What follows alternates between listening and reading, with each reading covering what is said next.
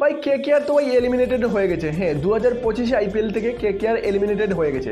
আমরা দেখলাম যে গত বছর যে টিম ভাই চ্যাম্পিয়ন হয়েছে, এই টিম এই বছর ভাই আইপিএল এর প্রত্যেকটা ম্যাচ খেলার আগেই ভাই তারা এলিমিনেটেড হয়ে গেছে। হ্যাঁ, আমরা দেখলাম যেভাবে ভাই প্রথম থেকে এই টিমটা খেলছে, প্রথম থেকেই লাগছে ভাই এই বছর এই এত লেতে নেই।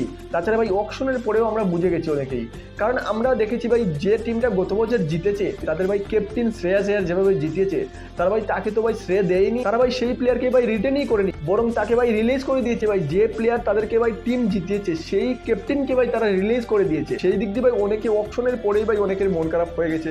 আর যারা ভাই মোটামুটি ক্রিকেট বুঝতো ভাই তারা জানতো ভাই যে শ্রেয়াস আয়ারের কারণেই ভাই তারা আইপিএল ট্রফিটা জিতেছে, কিন্তু কেকেআর ম্যানেজমেন্ট ভাই সেটা বুঝতে পারেনি এবং সেটা মানেও নি। তারা ভাই মেইন শ্রেয়টা দিয়ে দিয়েছে ভাই গৌতম গম্ভীরকে, কিন্তু ক্যাপ্টেনকে ভাই সেই ট্রফি জিতার পিছনে 20%, 10% ভাই শ্রেয় দেয়নি এবং তারা তাকে ভাই রিলিজ করে দিয়েছে। আর অনেকেই ভাই তখন থেকেই বুঝে গেছে যে এই ডিফেন্ডিং চ্যাম্পিয়ন ভাই তাদের ভাই ডিফেন্ড করতে পারবে না তাদের টাইটেলটা, আর এটাই হয়েছে। তাছাড়া ক্যাপ্টেনকে তো রিলিজ করেছে, তার পাশাপাশি যে প্লেয়ারগুলো ভাই দুর্দান্ত খেলেছে, যেমন ফিল সোল্ট ভাই তাদের হয়ে ওপেনিংয়ে খুব দুর্দান্ত খেলেছে গত বছরে, কিন্তু সেই প্লেয়ারকেও তারা ভাই রিলিজ করে দিয়েছে। তারা ভাই তাদের ভাই কদর করেনি, যদিও ভাই এই বছর তারা ওপেনিংয়ে ভাই চেঞ্জ করে নিয়েছে। হ্যাঁ, তারা ভাই কুইন্টন ডিকককেও নিয়েছে এবং প্রথমে চান্স দিয়েছে ভাই কুইন্টন ডিকককে লাগাতার ম্যাচে। সে ভাই একটি ম্যাচেই প্রথম খেলতে পেরেছে, 97 রান করেছে, তারপর থেকে ভাই এত ভালো স্কোর করতে পারেনি। তারপর আমরা দেখলাম যে কয়েকটি ম্যাচে তারা ভাই কুইন্টন ডিকককে বসিয়ে রমনদিলা গুরবাজকেও চান্স দিয়েছে, কিন্তু ভাই সেও এত হাই স্কোর করতে পারেনি। আমরা দেখেছিলাম যেভাবে গত বছর ফিল সোল্ট এবং সুনীল নারায়ণ করতে পেরেছে, সেই রকম ভাই তাদের এই বছরের জুটিটা ভাই কার্যকর হয়নি। কেকেআর এই বছর এত বাজে পারফরমেন্স করার পিছনে তাদের ওপেনিং জুটিটাও ভাই অনেকটা দায়ী আছে। হ্যাঁ, কুইন্টন ডিককও ভালো করতে পারেনি, রমনদিলা গুরবাজও করতে পারেনি। তাছাড়া ভাই আরেকটা প্লেয়ার ভেঙ্কটেশ আয়ারকে তারা ভাই প্রত্যেকটি ম্যাচে 4 নম্বরে চান্স দিয়েছে প্রথমের দিকে ম্যাচে, শুরুর দিকে ম্যাচে, কিন্তু এত টাকা খরচ করে কেনার পরেও ভাই সে এত ভালো পারফরমেন্স করতে পারেনি। তাছাড়া আমরা দেখেছি তাদের ভাই এমন কনসিস্টেন্ট ভাই ব্যাটিং লাইন আপ ছিল না। আমরা দেখেছি একটা ম্যাচে ভাই অঙ্কৃশ রঘুবংশীকে ভাই 4 নম্বরে পাঠাচ্ছে, একটা ম্যাচে 4 নম্বরে পাঠাচ্ছে ভেঙ্কটেশ আয়ারকে, একটা ম্যাচে ভাই রিঙ্কু সিংকে পাঠাচ্ছে, তার কনসিস্টেন্ট মানে নেই। তাছাড়া আমরা দেখলাম যে রিঙ্কু সিংকে ভাই তারা নিচেই পাঠাচ্ছে ক্রমশ।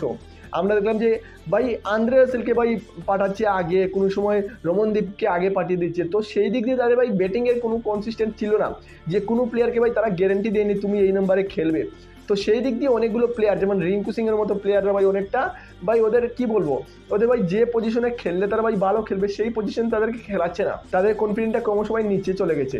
হ্যাঁ, আর সেই দিক দিয়ে আমার মনে হয় তাদের এখানেও একটা ভাই ভুল ভাই ডিসিশন করে নিয়েছে। এজিঙ্কে রানে সেই ডিসিশন করতে পারেনি, আর করতে পারেনি কারণ হচ্ছে গিয়ে তাদের ওপেনিং ভালো করতে পারেনি। যদি ওপেনিং ভালো করতো তাহলে ভাই কনসিস্টেন্ট প্লেয়ারগুলোকে এইভাবে ভাই চেঞ্জ করতো না।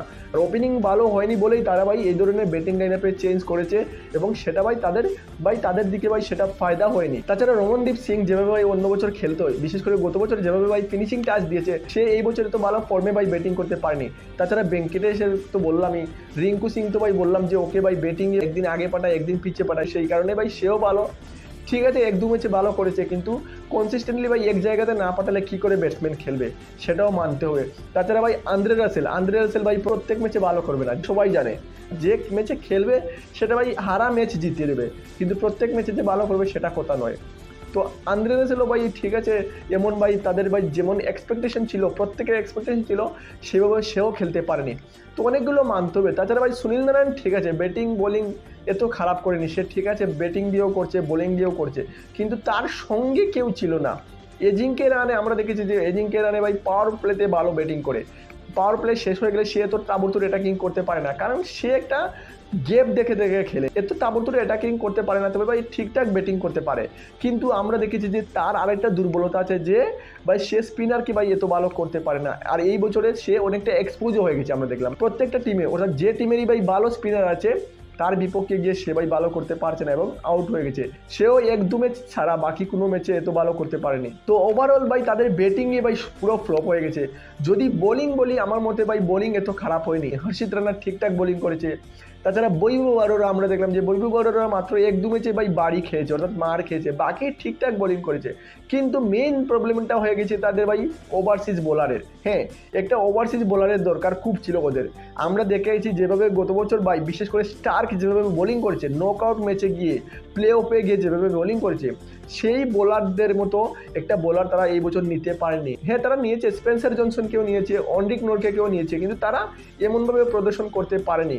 আমরা দেখলাম যে অন্ড্রিক নরকেকে ভাই তারা রেগুলার ম্যাচ খেলায়নি, তারা তো শুরু থেকে ভাই স্পেন্সার জনসনকে খেলাচ্ছে এবং তার পিছনেই ছিল, কিন্তু সে তো ভালো করেনি, অনেক রান খরচ করেছে প্রথম শুরুর দিকে ম্যাচে, সেই কারণে তাকে বসিয়ে কোনো ম্যাচে ভাই অন্ড্রিক নরকেকে দেওয়া হয়েছে, কিন্তু তারা এত ভালো করতে পারেনি। তো আমার মনে হয় তাদের মেইন প্রবলেম হচ্ছে গিয়ে একটা ওভারসিজ বোলারও ছিল। হ্যাঁ, ওভারসিজ বোলার যদি থাকতো তাহলে মধ্যে শুরুর দিকে ভাই বোলিং ভালো হতো, তাদের যখন উইকেট নেওয়ার দরকার হতো উইকেটও নিতে পারতো। তো তাদের ব্যাটিংয়ের পাশাপাশি ওপেনিংয়ের পাশাপাশি একটা ওভারসিজ বোলারও ভাই তারা মিস করেছে। বাকি তো ভাই তাদের কাছে স্পিনার ছিল, বরুণ চক্রবর্তী একদম নাম্বার 1 বোলার আছে এবং ভালো বোলিংও করেছে, তাছাড়া সুনীল নারায়ণ ভালো বোলিং করেছে। তো আমার মনে হয় স্পিনার তাদের কাছে ঠিকঠাক ছিল। আমার মনে হয় অঙ্কুশ রঘুবংশী ভাই দুর্দান্ত করেছে, যতগুলো ম্যাচে তাকে ভাই আগে চান্স দেওয়া হয়েছে সে ভাই কনসিস্টেন্ট ব্যাটিং করেছে। কিন্তু কি হবে, তোমার যদি পাওয়ার প্লেতে রান হয় না, তারপর যদি ভাই 10 ওভারের মধ্যে যদি 3-4টে উইকেট পড়ে যায়, তাহলে নিচের দিকের ব্যাটসম্যান এসে ভাই তারা তাবড়তোড় অ্যাটাক করতে পারবে না, তারা ভাই দৌড়ে সমঝে খেলতে হবে এবং এতটা রান বানাতে পারবে না। তো সেই দিক দিয়ে আমার মনে হয় তাদের কাছে মেইন প্রবলেম এই কয়েকটাই ছিল। ক্যাপ্টেন ভালো করেছে, ক্যাপ্টেনের কোনো দোষ নেই এজিঙ্কে রাহানের, যতটা ভাই ও এক্সপেক্ট করেনি কেউ তার চেয়েও সে ভালো করেছে আমার মনে হয়। কিন্তু তাদের ওপেনিংয়ের প্রবলেমটা ছিল, তাছাড়া ভাই মিডল অর্ডারের প্রবলেম বললাম, তো ভাই ফিনিশিংয়ের প্রবলেম ছিল। রিঙ্কু সিং ঠিক আছে কয়েকটা ম্যাচে খেলেছে, প্রত্যেক ম্যাচে ভাই ওকে চান্স দেওয়া হয়নি ভালো জায়গাতে। তো সেই দিক দিয়ে আমার মনে হয় তাদের এইগুলো চেঞ্জ করতে হবে, বিশেষ করে তারা যদি একটা আগামী বছর ভালো একটা ছাপ ছাড়তে হয় এবং ভালো কামব্যাক করতে হয়, তাহলে আমার মনে হয় যে তাদেরকে একটা ওপেনিং ভালো প্লেয়ার কিনতে হবে। এই কুইন্টন ডিকককে দিয়ে এবং রমনদীলা গুরবাজকে দিয়ে হবে না, কারণ তারা এক ম্যাচে খেলবে, দুটো ম্যাচে খেলবে, প্রত্যেক ম্যাচে খেলবে না। আর যদি কোনো টিমের ওপেনিং প্লেয়ার ভালো শুরুটা না করে দেয়, তাহলে টিমের উপর অনেকটা প্রেশার পড়ে যায়। আমরা দেখেছি যে গুজরাট টাইটান্সের যে ওপেনিং প্লেয়ার, ঠিক আছে তারা দুর্দান্ত ম্যাচ খেলেছে, যেমন দিল্লি ক্যাপিটালসের বিপক্ষেও ভাই তারা নট আউট হয়ে ম্যাচ জিতে গেছে, সেই ধরনের ওপেনিং প্লেয়ার এক্সপেক্ট করছে না, কেউই করছে না। যেমন চেন্নাই টিমেরও ভাই সেই প্রবলেম ছিল ওপেনিংয়ে ভাই তারা শুরুর দিকে একটা ম্যাচও ভাই ভালো ব্যাটিং করতে পারেনি। তো সেম প্রবলেমটা যদি প্রত্যেক টিমের হয়ে যায় ওপেনিংয়ে, তো তখন টিমটা অনেকটা ভাই মার খেয়ে যায়। তো আমার মনে হয় কেকেআরের ভাই অনেকটা ওপেনিংয়ের উপর জোর দিতে হবে এবং বিশেষ করে তাদের বিদেশি ওপেনিংয়ের উপর জোর দিতে হবে, যাতে উইকেট কিপার কাম ওপেনার এমনও হয়ে যায়। তাছাড়া আমার মনে হয় যে ভেঙ্কটেশ আয়ারকে যে এত টাকা দিয়ে কিনেছে, আমার মনে হয় না যে তারা ভেঙ্কটেশ আয়ারকে ধরে রাখতে পারবে এবং ধরে রাখবেও না আমার মনে হয়। কারণ হ্যাঁ 23 কোটি 24 কোটি টাকা দিয়ে খরচ করেছে এবং সে তো ভাই সেই তুলনায় রানও করেনি।